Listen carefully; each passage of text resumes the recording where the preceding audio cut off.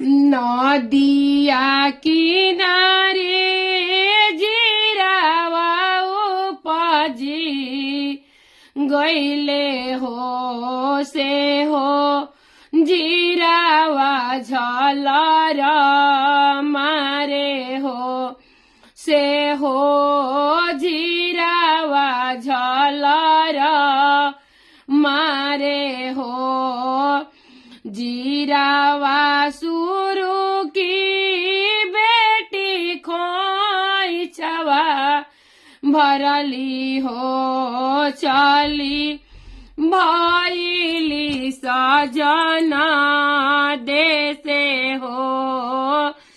जिरावा सुरु की बेटी खोइछवा भरली हो चली भइली सजना